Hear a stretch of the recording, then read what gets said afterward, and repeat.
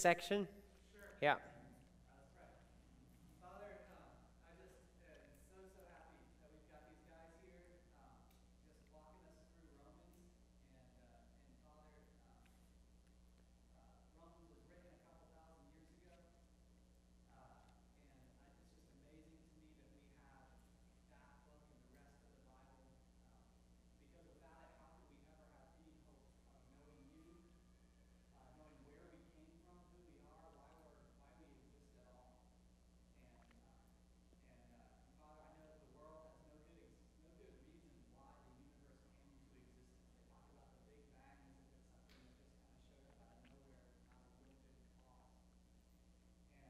without a real good cause. And just I thank you, Father, that you are God, you are Creator, and you've given us information so we can know exactly who we are, where we come from, and where we're going. Mm-hmm. And thank you for the gospel. Thank you that even though we are, as a race of humans, we're rebellious against you. But we've seen the last section that Abraham, a sinful man, we know he was sinful. There's all kinds of ridiculous stuff recorded for us in Scripture about what he did. He committed adultery and put his life in danger a couple of times. And yet he believed you, and he was considered righteous by you because of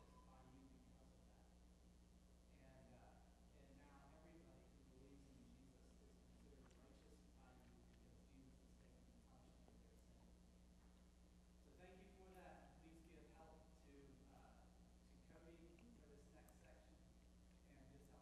clear. And may your Spirit use your words from Scripture to change the way we think and benefit us. I ask these things in Jesus' name. Amen. Amen. Awesome. So we've been talking about in the second half of chapter 3 and the first part of chapter 4 about something. It starts with the letter J. What is that? Justification. It means to be, what does it mean? Declared righteous before God, right? We're not righteous people.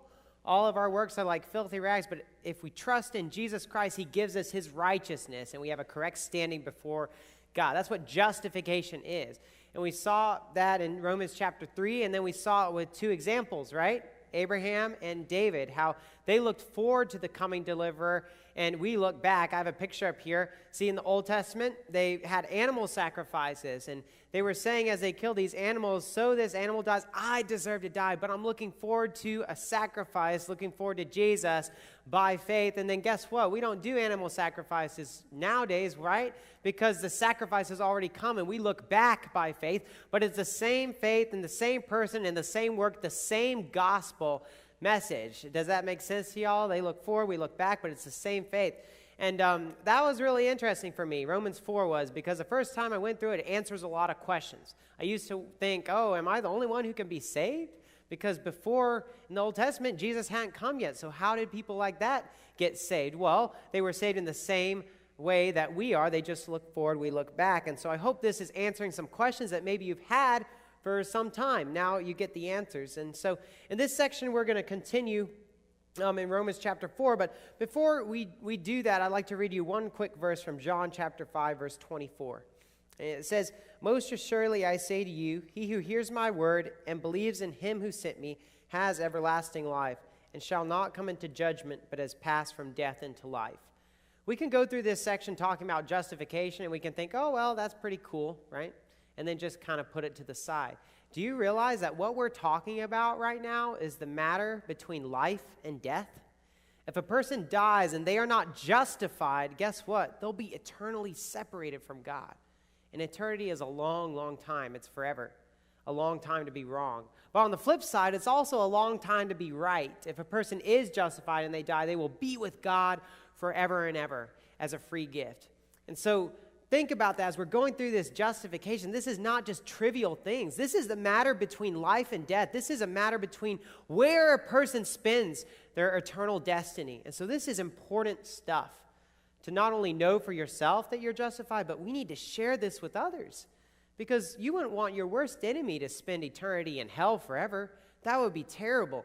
And so understand this and learn it so that you can share it with others, and others can come to know the truth of justification by faith and by grace. And so that's just an interesting verse to think about. This is very heavy stuff, very important stuff we're talking about, justification. So in this section, we are going to read Romans 9, chapter 4, verses 9 through 25. And so you want to turn your Bibles to Romans chapter 4, verse 9 through 25. And I won't read the whole section. We'll work through it verse by verse. Let's read verses 9 through 12 to start with. It says, does this blessedness, he's talking about justification, right? Does this blessedness then come upon the circumcised only or upon the uncircumcised also? For we say that faith was accounted to Abraham for righteousness. How then was it accounted? While Abraham was circumcised or uncircumcised? No, not while circumcised, but while uncircumcised.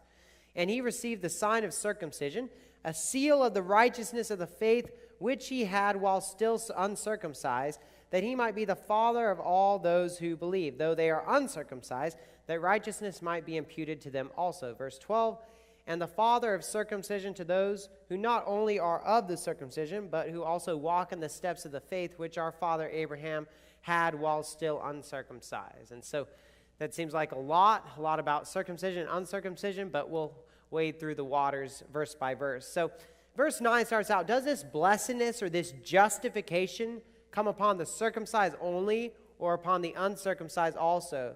For we say that faith was accounted to Abraham for righteousness. And so we see in this first verse that Abraham's justification by grace through faith proves that justification has nothing to do with being a part of Israel. Now, if you read through Romans, you'll see that Paul over and over again is really good at anticipating counter-arguments. And he's kind of like my mom in that sense. She anticipates the argument and then strikes it down before anything happens. And Paul here is anticipating an argument because we've just gone through justification and how it's to everyone, right? But some of the Jews could come along and say, wait, are you sure? Is it for the circumcised only? Probably not for those uncircumcised people. And so Paul anticipates that argument. He's going to prove that it doesn't matter whether you're circumcised or uncircumcised. Justification is for everyone. He's going to do this through someone that the Jews would know very well.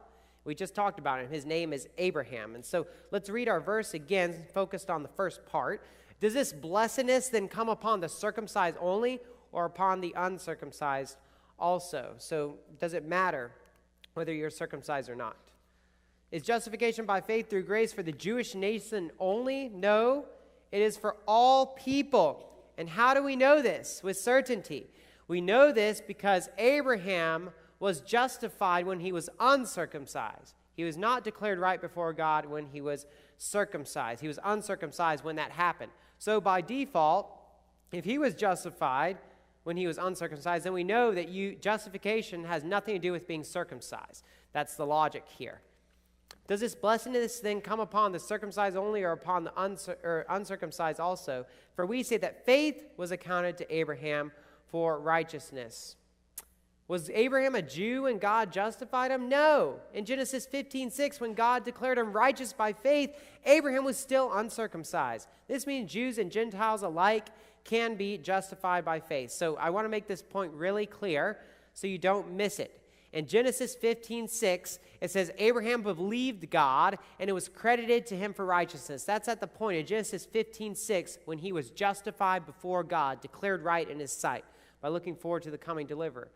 Guess when Abraham was circumcised? He was circumcised in Genesis chapter 17, 2 whole chapters later. So by default, we understand that his circumcision or uncircumcision had nothing to do with him being justified whatsoever. Justification is for all people, and it doesn't matter externalities, whether circumcised or uncircumcised.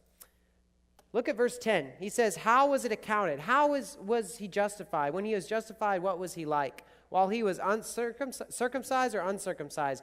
Not while circumcised, but while uncircumcised. And so Paul is totally refuting the argument that people would bring up. Oh, the gospel or justification can only be for people who are circumcised. He's totally refuting that argument in this verse. Abraham's justification by faith proves that justification is apart from any type of ritual. Nobody could look at Abraham and say, oh, well, it was really because he was circumcised. No, nobody could say that because he was justified while uncircumcised. Abraham's justification occurred prior to the establishment of the ritual of circumcision, which proves circumcision is not necessary for justification. You might be wondering, how in the world does this apply to me, right? Well, we'll get to that in just a little second. So just understand the point for now.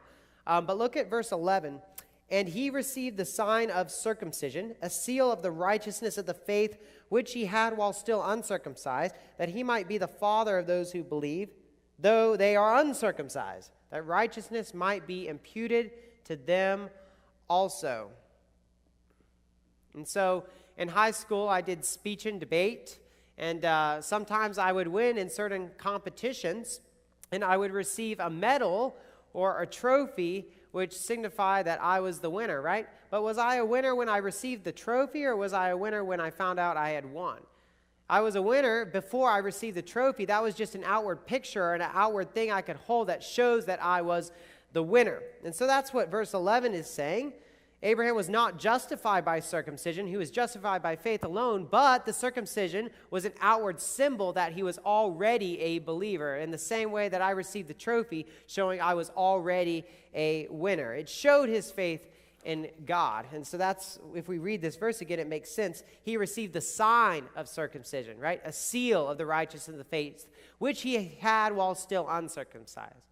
So circumcision had nothing to do with being saved, but as a result of his salvation, he received circumcision, a sign. And hopefully that makes sense to you. So he received the sign of circumcision, a seal of the righteousness of the faith which he had while still uncircumcised. Since the ritual of circumcision